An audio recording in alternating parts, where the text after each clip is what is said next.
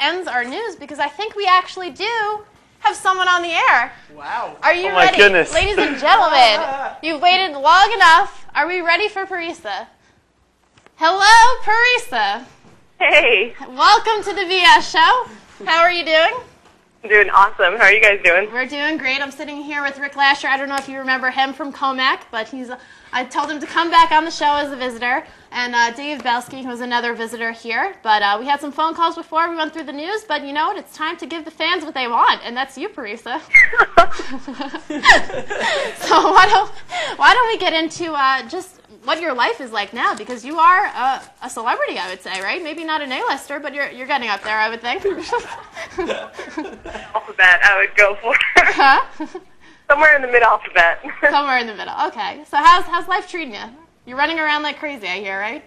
Yeah, traveling a lot and just busy with stuff, but it's treating pretty well. I'm back in the Mac. I'm back in Comac. You're back in Comac. Very nice. Back in the Mac. Going to Applebee's? Applebee's.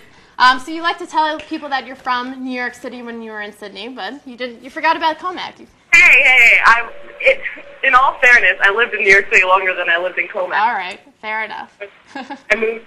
All right, so why don't you tell us, I mean, from a viewer's standpoint, I have to say I am a fan of you because I know you, but are you satisfied with the portrayal that you've, been shown through the real world?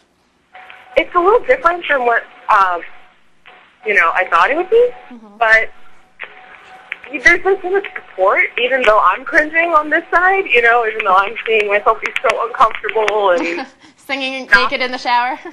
Yeah, I mean, I'm like, oh, that's so obnoxious, but I don't know, I've just been getting so much positive feedback for the strengths versus, negative feedback for the weaknesses, so that's been really nice. Right. I can't beat myself up too much, I guess.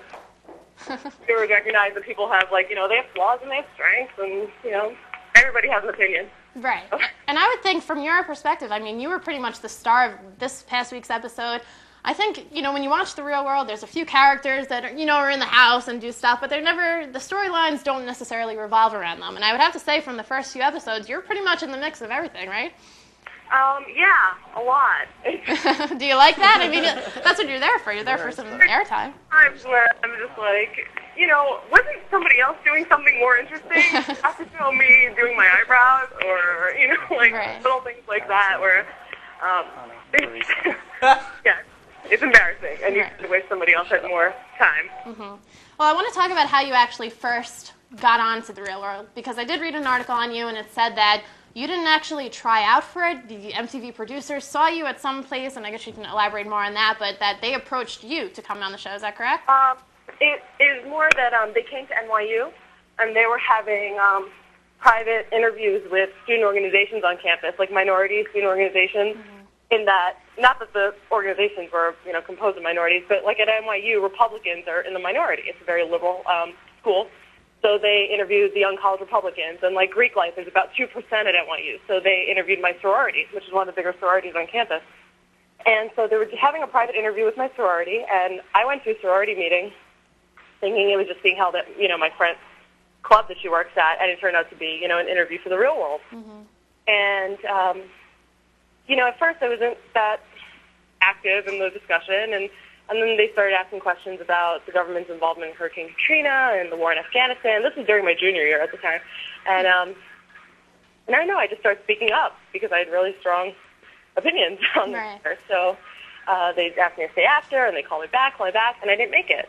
And I got a call in my last semester. I decided to graduate early in my senior year, and I just got a call in, October, I think, and they invited me back to do it.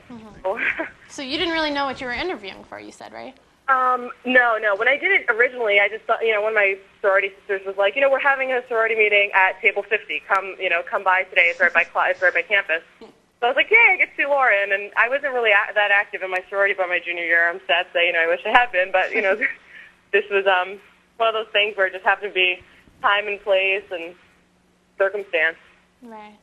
Now, I know you obviously from high school, and I know you're a smart girl and respectable, and when I first heard you were going on to the real world, I thought, I don't know what type of portrayal that she's going to have, but I would think the majority of the people who have been on the real world, and you guys could know, I would think it's, almost a career suicide just because you're just on that show and just the way that you expose yourself. But I think so far you've kept yourself respectable. And do you fear maybe for the future, or did you go there knowing that you wanted to keep yourself in that light?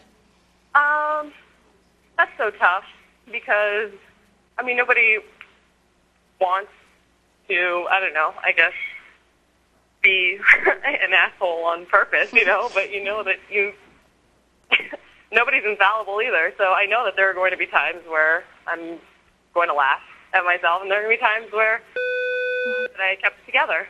Mm-hmm. But I think those kinds of decisions are made in everyday life anyways. You sort of have to decide, what route do I want to take.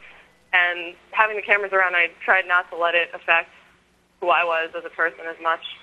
Right. But, you're comfortable or uncomfortable in a new situation because of the nature of the situation. But I don't think that I changed my behavior that much just because of what my parents would think or anything like that. Right. I can be an idiot. You allowed yourself. Well, that's good. See, you're in Sydney. You might as well have fun with it. Yeah. All right, so I'm sitting with Rick and David. Did you guys have questions, or feel free to shout them out? Is it really the way it looks? Like, are there really cameras on you 24/7? Like, there are set up in the house. Mm-hmm. In every room, there are multiple cameras in every room. Every inch of that house is covered. So in a way, I know this is going to sound bizarre, but after a while, it's kind of comforting. You know that it's kept honest. You know what I mean? You know that no matter what, like, somebody up there knows the truth. You know what I mean? And in that way, it's kind of like, it's going to be okay because I know it's real. Right. Whatever happens, somebody knows the truth, so I don't have to worry about it. Do you think that, like, what actually happens gets seeing portrayed in the show? Yeah, seeing the episodes, I saw that, it needs to be a television show, and it needs to be entertaining, and there are definitely storylines where you're just scratching your head like, that didn't really go that way. Right. I think from a viewer, someone who understands it, and you hear people who say that on these shows, the editing is made so that this person looks like this. Is there any editing that has happened so far that you have really questioned that you maybe want to talk about?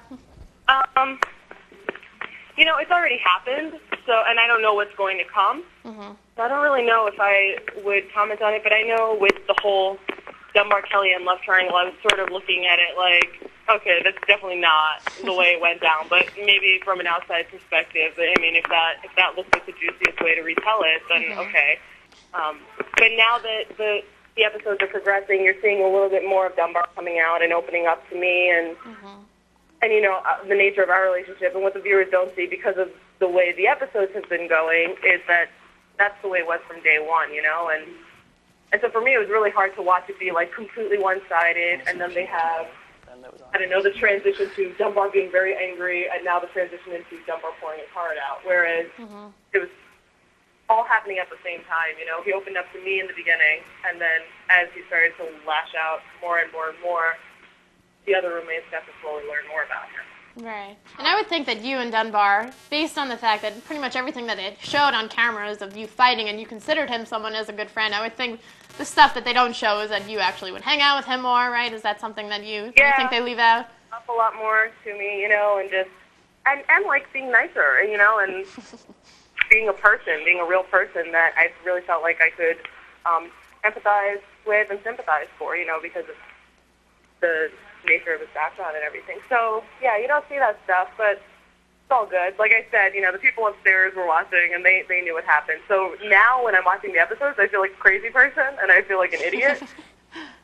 Oh, stop that nonsense. All right, we have Rick here also. Rick, you want to ask a question? Yeah, I was just wondering if you have met anyone from previous seasons, because it turns out that you're the actually second person that I have a connection to on the show. Last season they had a girl, Coley, that was on it that I went to camp with for some 8 to 10 years.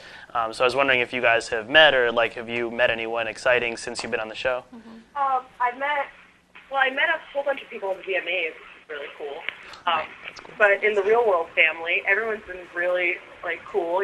Between my cast and myself, we've been go back and forth on all the older, I guess, vets that we've been meeting and stuff. And I spoke to Brooke and Jen, and I had coffee with Coley in the city one night, and I met Evan and Alex last week at college.